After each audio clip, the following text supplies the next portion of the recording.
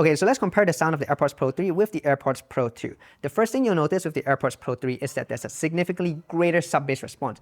There's more energy, there's more rumble, there's more impact there. Now, part of this, of course, could simply be there's more volume there, but I really do think that re-engineered acoustic chamber in the AirPods Pro 3 is doing something here where there's a greater sense of physicality and you're really moving air in a much deeper way. However, that is isolated really to the sub-bass only, because as you approach the mid-bass, all the energy sort of drops off really quickly where there is a bit of a dip in that mid-bass region. And so some of the body in your instruments does feel like it's a little lacking.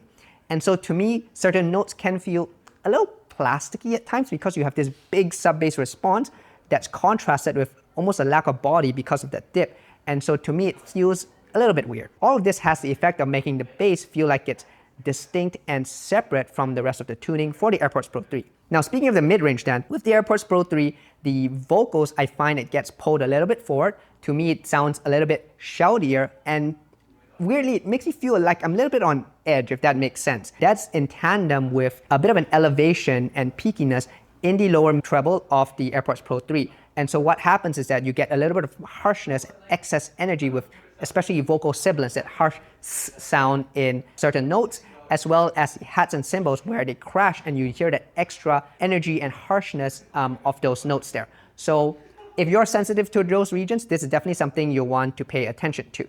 Now, when I compare with the AirPods Pro 2, I just find the AirPods Pro 2 to be a little bit more comfortable to listen to. I just feel a little more relaxed. I no longer feel like I'm a little bit on that edge, right? That edge is taken off. And overall, it just feels a little more whole to me, which is something that I enjoy. Yes, there is a bit of mid-bass bloominess that could be cleaned up for a little more clarity.